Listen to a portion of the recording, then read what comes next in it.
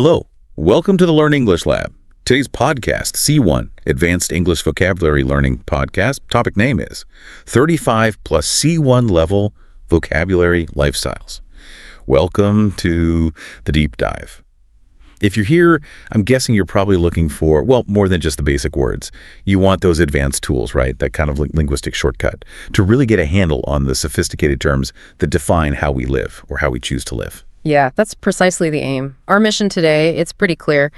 We're going to unpack over 40 C1 level terms. And it's not just about describing lifestyles in a simple way. Yep. It's about giving you the actual words, the vocabulary, to talk about the nuances of choice, you know? These are the terms that shift the conversation from just saying what people do to really reflecting on trends, different philosophies, personal ethics, that deeper level. I find this set of vocabulary really compelling, actually, because it sort of forces us to look inwards a bit, doesn't it? Yeah. We're trying to equip you, the listener, to both critically look at yourself, your own path maybe, and then be able to talk about that analysis with real sophistication. Right. Whether that's like in an essay you have to write or just in a really deep conversation. Exactly. And when we start putting these terms together, synthesizing them, you really begin to see this, this kind of fundamental philosophical split that runs through, well, human existence, really. That's a big idea. It is. We'll be looking at everything from, say, the super disciplined path of ascetic commitment all the way over to the complete, maybe, lack of restraint you might find in purely hedonistic ways of life. These kinds of opposites, they really form the bedrock of our whole discussion today. Okay, so where do we start this deep dive? Let's begin with maybe the most fundamental choice, the one that impacts pretty much everything else, where you physically are, or maybe if you're anywhere fixed at all. That makes sense. A really powerful starting point. So section 1, we're calling it the geography of lifestyles. We're digging into that tension, that push and pull between being rooted somewhere and being constantly on the move. Location as a defining choice. Right. And when we think about global mobility, probably the oldest term we have here is nomadic. It means wandering, or you could say itinerant, basically moving around without a fixed pattern, without a permanent home base. Okay, nomadic. Yeah, and the key thing here, I think, is understanding how that concept has shifted from being about historical necessity, like survival, to being much more about modern choice, volition. Right. So historically, you're saying nomadic life wasn't really a choice. Ancient tribes, they were itinerant because they had to follow resources, like tracking animals or finding land where their herds could graze seasonally. Precisely. It was purely functional. But fast forward to today, and the way we use nomadic can be totally different. You might see, say, post-career travelers or adventurers, people who adopt a nomadic life simply out of curiosity. They want to explore cultures, experience the world, not because they're chasing survival needs. That's a huge shift. Necessity to curiosity. It is. And that transformation, necessity morphing into opportunity, it's captured perfectly by our next term, the digital nomad. Ah, yes, the digital nomad. We hear this one a lot now. We do.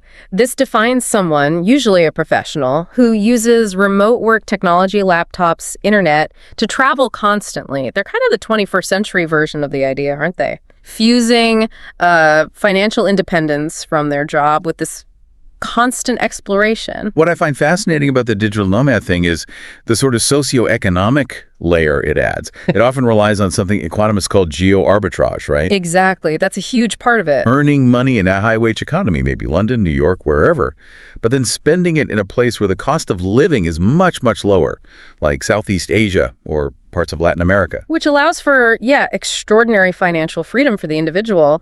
But it's not without its complications, is it? It does create some tension. It raises questions about, displacing locals or driving up living costs in those host communities they're just passing through. That's a really important point. It's not always a simple picture. Okay, so the digital nomad might often be trying to make their money stretch. Often, yes. They're not always. But a good counterpoint, someone who isn't typically budget conscious in the same way, is the jet setter. Now, this term describes someone who's affluent, wealthy, and travels frequently.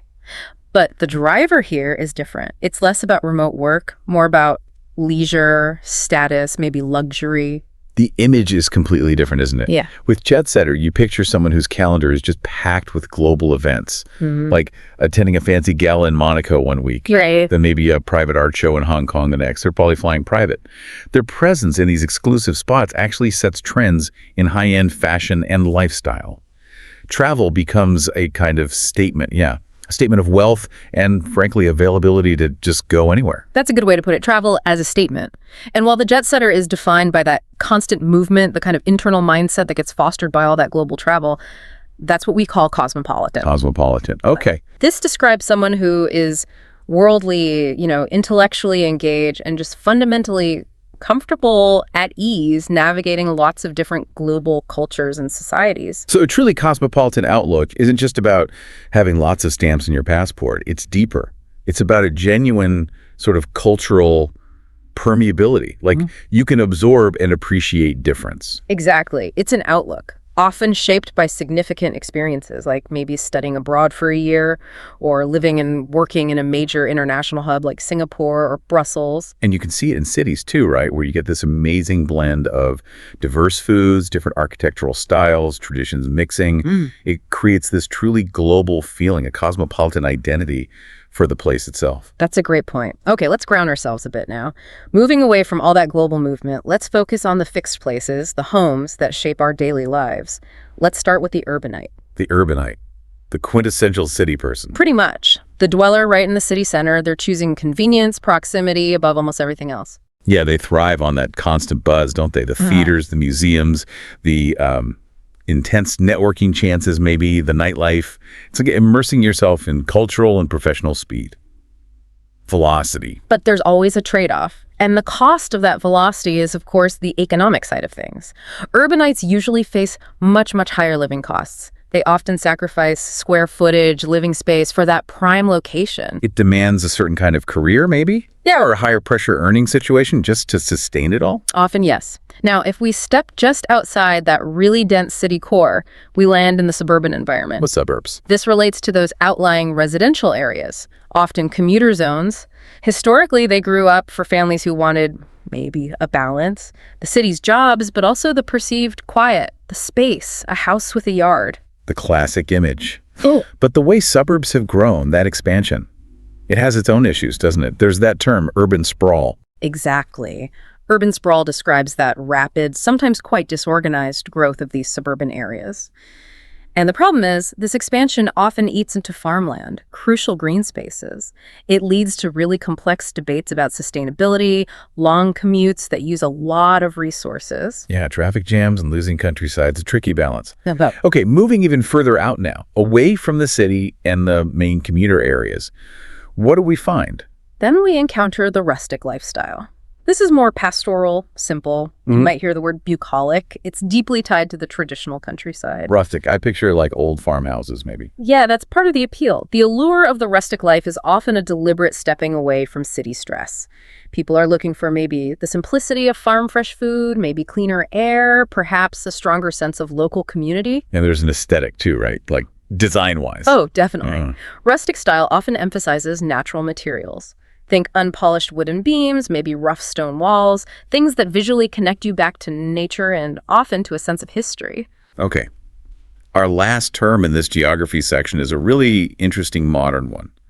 A kind of compromise, maybe. Van life. Ah, yes, van life. The lifestyle of living essentially full-time in a vehicle. Usually a heavily customized van, maybe a small bus, and typically traveling constantly, or at least semi-constantly. It feels like an attempt to combine that nomadic dream with still having a sort of comfortable personal home base, even if it's on wheels. I think that's a great way to describe it. It's trying to synthesize those two desires. And van life people are often incredibly ingenious, aren't they? Fitting solar panels, whole little kitchens, beds into really tiny spaces. Masters of spatial engineering. But I imagine the reality involves huge logistical hurdles, like where do you legally park overnight? What about vehicle maintenance, getting water, dealing with waste? Absolutely. It's definitely not without its major challenges. But for those who choose it, the appeal of that radical freedom and also the fact that there are these huge, very supportive online communities, people sharing tips, routes, places to park. That makes it a really powerful lifestyle choice for certain people. Those who prioritize experience over, say, accumulating possessions. And that idea, defining yourself by what you have or don't have, that leads us perfectly into Section 2, doesn't it? It does indeed. Section 2, the material spectrum. Now we're going to look at that huge philosophical gap between, say, really strict financial discipline and absolute material abundance. Right. This section makes us really think about how different people handle their stuff, their money, and the values, often unspoken, that drive those decisions. It's all about wealth, discipline, and, well, desire. Okay, let's start on the side of constraint. With minimalist, or the philosophy itself, minimalism. This is basically a philosophy that encourages using minimal resources and, crucially, owning only the things you truly need, the essentials for a functional life. Minimalism has become a big aesthetic too, hasn't it? That look, clean lines, functional design, just a total lack of clutter. The idea behind it, philosophically, is that if you drastically cut down on possessions, you also reduce the sort of mental weight of ownership. Yeah, the stress of managing it all, maintaining it, insuring it, all that extra stuff. Exactly. And the benefits people report are often quite significant. Not just reduced stress, but often environmental too. If you consciously buy less and maybe focus on high-quality things that last longer, the minimalist naturally lowers their environmental impact. Plus, they reduce that constant mental fatigue of having too many choices all the time. Okay. Closely related, but maybe slightly different, is being frugal. How does that compare? Being frugal means being sparing, economical, really resourceful with your money, and also with the things you already own. So it's less about how much you own and more about how you manage it. That's a good distinction. While a minimalist might aim to own only 5 shirts, a frugal person might happily own 50 shirts, but perhaps they bought them all secondhand, or they mend them constantly. Never buy new ones, always hunt for the absolute rock-bottom price. I see. The frugal approach is often driven more by financial strategy, saving hard for a future goal, like an investment or early retirement, or just building a buffer against economic shocks. It's about smart cash flow management. You see it a lot with budget travelers, right? Prioritizing the long trip over short-term comforts. Okay, that makes sense. Frugal is about the money management. Now, what if you take that frugality and you add a real layer of intense discipline? Then you arrive at Spartan. This term signifies a really rigorous level of self-discipline and self-restraint. It's often used as a synonym for words like austere or even ascetic, which we'll touch on later too. Spartan. It sounds tough. It evokes that ancient Greek military ideal, doesn't it? Basic, unadorned, focused, tough. In modern life, we might see this in highly focused areas.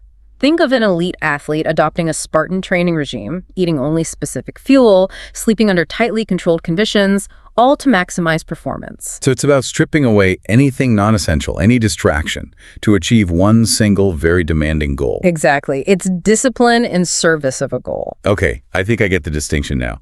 Minimalism is maybe more about aesthetics and reducing stress. Frugality is primarily about saving money. And Spartan is about that hardcore discipline and endurance for a specific purpose. Well summarized. Now let's pivot dramatically. Let's jump right over to the world of excess, of abundance, starting with luxurious and opulent. Luxurious, opulent. Both terms mean extravagance, grandness, but opulent often carries a suggestion of maybe even more lavishness, something bordering on showy, ostentatious, often very clearly linked to displaying wealth. Can you give some examples? What makes something truly opulent? We're talking about things defined by their rarity and expense. Maybe opulent home interiors with custom-made crystal chandeliers, floors made entirely of solid marble imported from quarries in Italy. Wow. Or the sheer luxurious aspect of, say, traveling exclusively by a private jet that's been custom-fitted to your tastes. This lifestyle is about acquiring the best, the rarest, the things that are difficult for others to get. And presumably, maintaining that level of luxury or opulence is incredibly expensive in itself. Oh, absolutely. We have to recognize the sort of economy of luxury. These lifestyles depend on very high maintenance costs, often requiring significant staff, security, specialized services. And acquiring these goods often functions as a way to signal status, basically showing the world you have the resources to handle that level of complexity and scarcity. Okay. Now, moving away from just possessions towards pure sensation, pure feeling, we have the hedonistic lifestyle. Yes.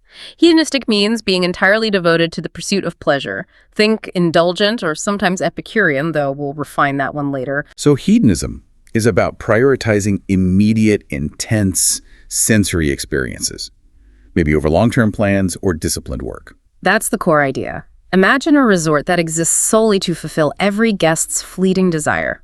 prioritizing amazing gourmet food, instant service for anything you want, just uninterrupted self-gratification.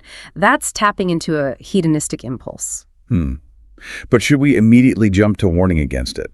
Saying everything in moderation. Isn't the whole point of hedonism, philosophically, the pursuit of pleasure without feeling guilty about it? It seems like maybe embracing a moment of hedonism now and then, as long as it is balanced overall, is actually part of appreciating life fully. That's a really thoughtful point. And you're right, while society often cautions against completely unchecked hedonism for obvious reasons like potential financial ruin or health problems, a more balanced view would acknowledge that prioritizing sensory enjoyment is an essential part of a rich, fulfilling life. The key phrase there is probably, provided one maintains responsible habits in the long run. Okay, a nuanced take. Now, what often seems to fuel both the desire for luxury and maybe the pressure towards hedonistic behavior is our next term. Consumerism. Ah, yes, consumerism. This refers to that societal preoccupation, maybe even obsession with acquiring material goods. It's the foundation of what we often call materialism. And this is a concept that often gets critiqued, right? It's heavily critiqued, and for good reason. Consumerism depends hugely on advertising, which often works by, let's be honest, psychologically manipulating us, convincing us we need external products for internal feelings like happiness, validation, or status. And that drives huge things like, say, Black Friday shopping madness. Exactly, those kinds of frenzies. And perhaps more insidiously, it fuels the cycle of planned obsolescence where products are actually designed to break or become outdated quickly, forcing us to buy the next new thing, which has massive environmental consequences too. That focus on the psychological drivers, the internal motivations, that brings us nicely into Section 3, internal rhythms. It does. Here, we'll analyze the daily routines, the emotional disciplines, the sort of internal pacing that really defines how someone approaches their life. So this section explores that tension between, say, intense activity and maybe a more conscious slowness. Where do we start? Let's begin with a high-intensity identity, the workaholic.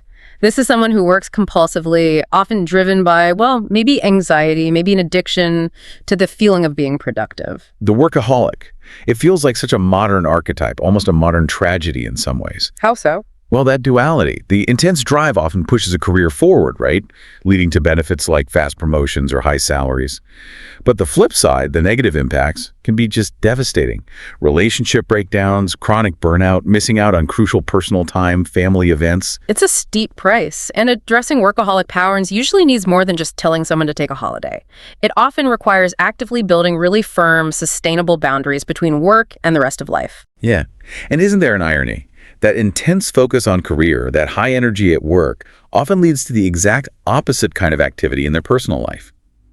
Which brings us to the sedentary routine. That's a very sharp observation, yes. Sedentary means tending to spend too much time seated, leading to physical inactivity. This is the lifestyle defined by so many modern desk jobs, and it's now widely acknowledged as a major risk factor for health problems like obesity, heart disease, and other chronic illnesses. We hear about sitting is the new smoking, that kind of thing. Exactly. And the countermeasures required are about deliberately building movement back into the day. Things like switching to standing desks, scheduling walking meetings, taking regular breaks to move around. It's an explicit recognition that the way modern professional life is structured often promotes being physically inactive. We have to actively fight against being sedentary. Okay, now, moving from physical activity, or lack thereof, to mental and maybe spiritual discipline, we have monastic and ascetic. Right. Both of these terms embody strict self-denial, simplicity, giving up comfort, often for some kind of higher goal. How are they different? Well, monastic usually refers specifically to the religious context. A cloistered life, perhaps within a monastery or convent, dedicated to simplicity, prayer, community, following religious rules. Ascetic, however, is a bit broader. Okay. Asceticism is the practice of rigorous self-denial, giving up worldly pleasures, comforts, possessions, but not necessarily for religious reasons. It could be for purity of thought, intense focus, or achieving mental clarity. So someone could adopt ascetic practices in a secular way, like, say, a tech entrepreneur who eats a super basic diet and cuts out all entertainment, not to find God, but maybe to achieve laser focus on building their company. Precisely. That's a perfect example. It's discipline applied towards a specific personal or professional goal outside of a religious framework. Interesting. And then there's the Stoic mindset. What does that involve? Being stoic or practicing stoicism means enduring pain, hardship, or any kind of adversity without showing extreme emotion, without complaining, without letting it destabilize you emotionally.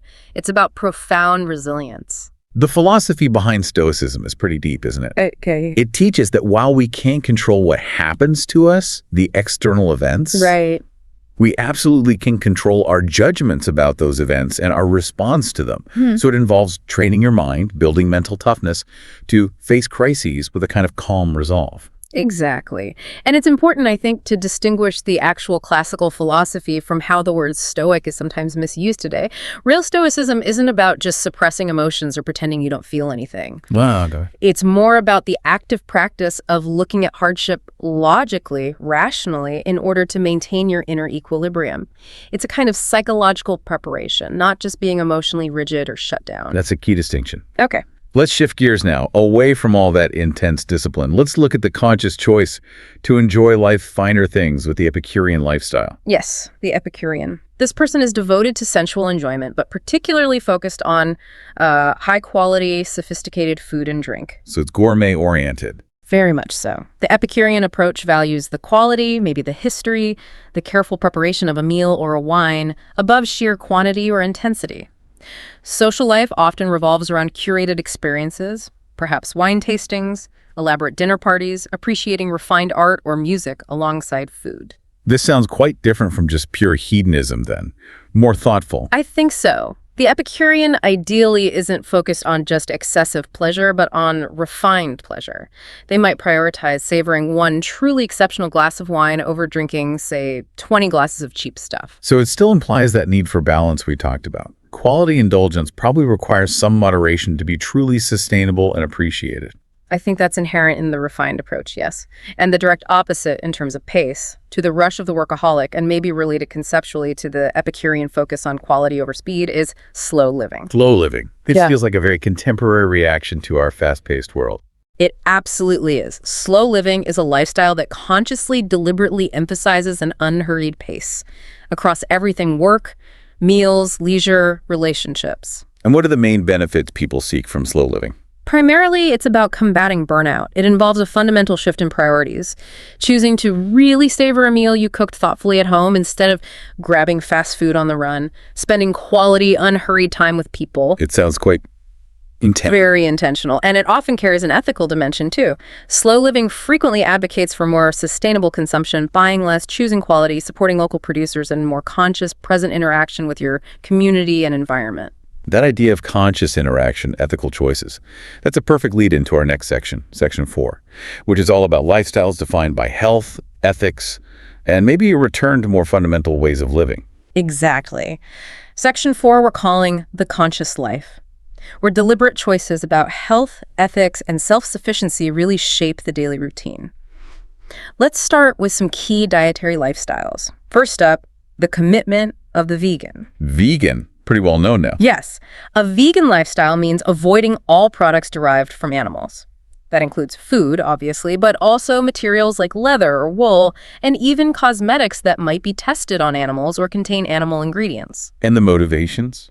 Why do people choose veganism? It's usually a combination of factors. Strong ethical concerns about animal welfare are often primary, but increasingly people also choose it for perceived health benefits or out of a desire to reduce the significant environmental footprint associated with industrial animal farming. It seems like a really profound commitment. It must require constant vigilance, checking labels, planning ahead. It certainly does. And for some people, that commitment feels perhaps too absolute, maybe too difficult to maintain consistently, which might be why we've seen the rise of the flexitarian. Flexitarian? Okay, what's that? A flexitarian is someone who eats a mostly vegetarian diet, but still occasionally includes meat or fish. You could call them semi-vegetarian. So it's more flexible, as the name suggests. Exactly. It's popular because it allows people to get many of the health benefits of reducing meat consumption without the very strict all-or-nothing rule of full veganism or vegetarianism. For many, it serves as a kind of accessible stepping stone or a sustainable long-term compromise. Okay. Now, in pretty stark contrast to both of those, we have the paleo lifestyle. What's the thinking behind paleo? The paleo diet is based on a premise rooted in evolutionary theory, or at least a popular interpretation of it. It involves avoiding foods that became common after the agricultural revolution, so processed foods, dairy products, grains, legumes. Instead, it tries to mimic the supposed eating habits of humans back in the Paleolithic era, the hunter-gatherer times. So what do paleo followers eat? The focus is almost entirely on what are considered whole, unprocessed foods. Nuts, seeds, fruits, vegetables, and lean meats and fish. The lifestyle is often marketed around this idea of ancestral nutrition, the belief being that our bodies are genetically better suited to the foods we ate for millennia before farming changed everything. Interesting premise. Okay, we've covered some diets. Now let's shift to how we manage our waste. The ultimate ethical stance in consumption seems to be the zero-waste lifestyle. Yes, zero waste. This aims to produce virtually no trash that ends up in landfill or incineration. It really represents the extreme end of what you might call sustainable minimalism. Wow, zero waste. How is that even possible in today's world? It demands extraordinary effort and practical changes. Meticulous planning is key. Things like taking your own reusable jars and bags to shops to buy bulk goods, rigorously composting all food scraps and organic matter, consciously refusing almost anything that comes in disposable packaging. It sounds like a daily active battle against our convenience-obsessed culture, against consumerism. It really is. It's a constant, conscious effort. Now, this commitment to having a low impact is clearly part of being eco-friendly. This is a broader term, simply meaning something is not harmful to the environment. You might also hear green or environmentally conscious. So eco-friendly applies more widely. Yes, across all sorts of scales. It could describe an individual making choices like using public transport, recycling diligently, buying products made from recycled materials, or it could apply to large-scale things, like architects designing eco-friendly buildings that use passive solar heating, have green roofs, or integrate large solar panel arrays.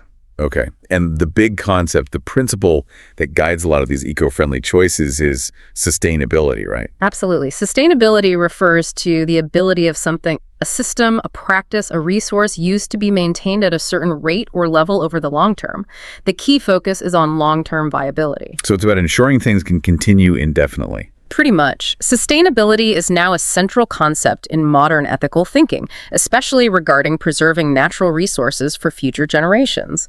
You hear the term constantly in discussions about corporate social responsibility, in city planning, where things like investing in renewable energy are crucial for long-term sustainability, and in global policy debates about managing resources like water or forests. Right. And connecting many of these ethical ideas, low impact, resourcefulness, to a very hands-on, self-reliant approach brings us to the homesteader. Yes, the homesteader.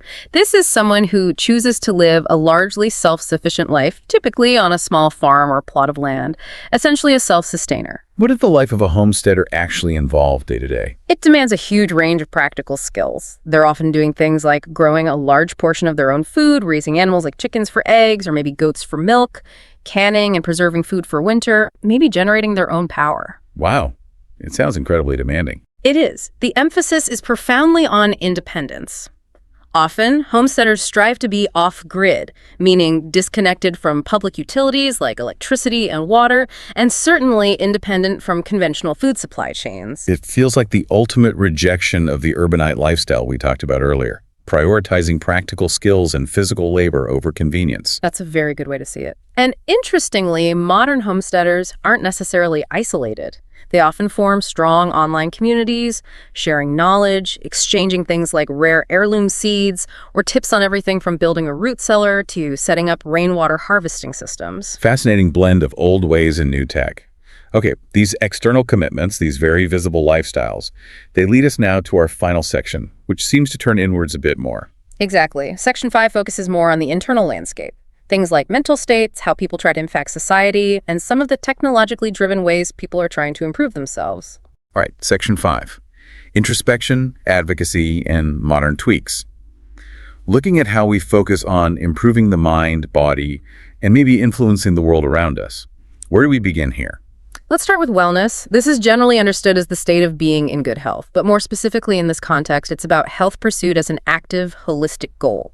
It's healthfulness applied intentionally across mind, body, and spirit. Wellness feels like it's become a massive industry now. Oh, unquestionably. We see it institutionalized everywhere. Corporate wellness programs that might subsidize gym memberships or offer stress management classes, luxurious spa retreats promoting holistic practices like acupuncture, massage, meditation, restorative yoga. It's all part of a proactive, deliberate investment in trying to achieve and maintain good health. And intrinsically linked to wellness is mindfulness. What exactly is mindfulness? Mindfulness is essentially the quality or state of being consciously present and attentive right here in the current moment, without judgment. The practice is often rooted in various forms of meditation. And it's gained a lot of traction recently. Immense traction. Mindfulness meditation in particular has research backing its therapeutic benefits, especially for things like reducing chronic stress, managing anxiety. Its integration into daily life, often helped by easily accessible smartphone apps, has turned present moment awareness into something people actively practice and even track. Yet sometimes, maybe the pursuit of wellness and mindfulness isn't enough. Sometimes you need a more radical break. Which brings us to detox. Detox, okay. Generally, that means stopping or getting rid of toxic or unhealthy substances from the body, right? But we need to make a distinction here, don't we? Yeah. Between a physical detox and the more modern idea of a digital detox. Absolutely crucial distinction. Physical detoxes, things like extreme juice cleanses or restrictive diets, are often heavily criticized by medical professionals as being ineffective fads, promising quick fixes that aren't sustainable or even necessarily healthy. Right. A digital detox, on the other hand, refers to the conscious decision to completely unplug from digital devices, screens, social media, email, constant notifications for a defined period. And the goal there is different. It's about giving your brain a break. Precisely. The digital detox aims to provide a necessary mental rest stop, helping perhaps to reset attention spans, reduce the cognitive overload from constant connectivity, maybe reconnect with the physical world or face-to-face interaction. We're even seeing some progressive companies encouraging digital detox holidays for their employees to combat tech burnout and boost overall mental well-being. That's really interesting. Okay, moving towards more traditional forms of discipline that integrate mind and body, we have the yogi. Yes, a yogi is simply a person who practices yoga. But beyond just the physical exercise aspect that's popular in the West. There's more to it. Traditionally, yes. The dedicated yogi is seeking mental and physical balance, integration, often through consistent daily practice involving physical postures, which are called asanas, and specific breathing techniques, pranayama. It's often part of a deeper philosophical commitment to connecting mind, body, and perhaps spirit. Okay. And at the absolute far end of turning inwards, completely rejecting external connection, perhaps, is the hermit. The hermit, someone living in solitude, a recluse, often voluntarily, choosing to withdraw from society for deep introspection or maybe a religious discipline. What motivates someone to become a hermit today, outside of a religious context? Often it's that deep need for introspection, a temporary or even permanent self-imposed seclusion to try and gain wisdom or mental clarity, perhaps undistracted focus to pursue a complex artistic or intellectual project. There's always been this somewhat romanticized idea, hasn't there, that profound isolation can lead to some kind of unique, unfiltered insight. The wise old hermit on the mountaintop idea. Okay, now let's swing back outwards. Looking at proactive ways people engage with the world, using their resources or their voices, let's start with the philanthropist. Right. A philanthropist is someone who actively seeks to promote human welfare, primarily through generous financial donations and the strategic use of their wealth. They are large-scale givers, benefactors. And their impact can be enormous, right? Structurally significant. Monumental, often. Philanthropists fund things like new schools or hospitals. They endow university professorships, support major arts institutions, drive huge medical research projects through large foundations and endowments. They aim to create change primarily through deploying capital. Okay, now contrast that with the activist. How do they seek change? The activist pursues political or social change more through direct action, campaigning, organizing. They're often described as reformers or advocates working on the ground. So their methods are different. Very different, typically. Activists might be involved in organizing rallies and protests, say, for environmental protection or social justice. They might lobby politicians directly, try to influence policy, and increasingly, they use social media powerfully for mobilizing large groups of people and spreading alternative viewpoints or counter-narratives. So maybe the philanthropist funds the nonprofit organization, while the activist is the one holding the banner at the protest. That's often a good way to visualize the different approaches, yes. Though sometimes the roles overlap, of course. Now, that intersection of maybe discipline, resources, and technology brings us to one of the newest and perhaps most complex terms on our list: biohacking. Biohacking. Okay, this sounds very sci-fi. It can feel that way. Biohacking basically refers to optimizing your own body or self-experimenting with your biology and physiology, often using technology, sometimes called life hacking applied to the body. And this covers a wide range, doesn't it? A huge spectrum. On one end, you have what most people would consider fairly mainstream or ethical biohacking. Things like using detailed nutritional analysis to tweak your diet for peak performance, using wearable tech like smartwatches or rings to track sleep patterns and optimize your circadian rhythm. Okay, tracking data to improve health. Right.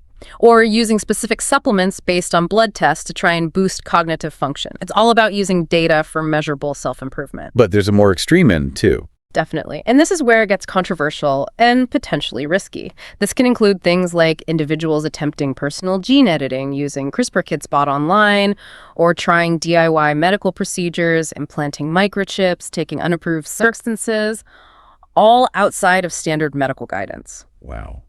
That sounds dangerous. It absolutely can be. The underlying philosophy often sees the human body as just another system that can and perhaps should be hacked and optimized for peak performance or longevity.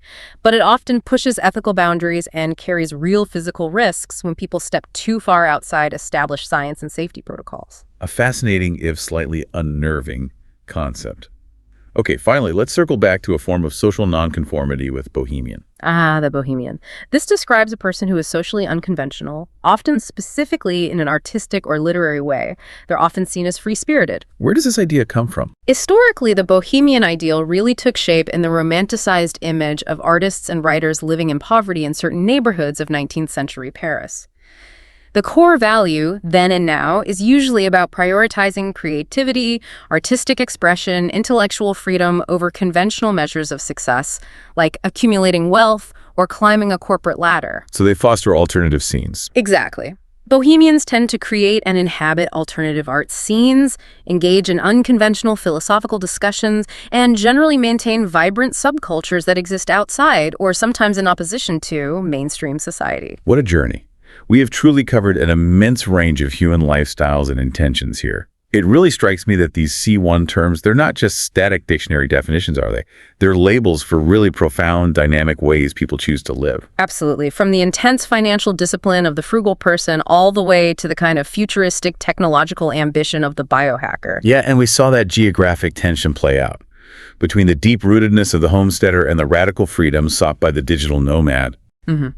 And we clearly contrasted those material extremes, the visible status and wealth of the opulent lifestyle versus the demanding self-denial of the Spartan approach. And we looked inside at the internal pace, from the health risks and pitfalls of the default sedentary routine that many fall into, to the very conscious, deliberate benefits of choosing slow living. So the real power of this vocabulary, this deep dive, hopefully lies in its application to your own life for everyone listening. How so?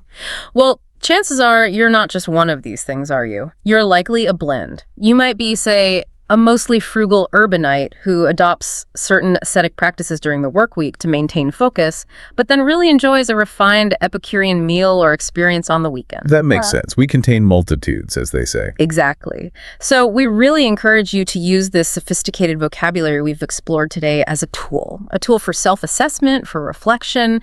Practice articulating your own lifestyle, both how it is now and maybe how you aspire for it to be. So playing with combinations. Yes. What happens, for instance, if you try to consciously blend the uncomplaining resilience you learn from the Stoic ideal with the absolute environmental commitment of the zero-waste advocate? How might that unique fusion actually define your goals or your actions over the next year? That's the real challenge and the potential these terms offer us. That is a fascinating challenge indeed. A great way to think about putting this language into practice. Well, thank you for guiding us through this extensive deep dive today. It's been incredibly illuminating. My pleasure. And as always, must mention, like, share, and subscribe to this YouTube channel.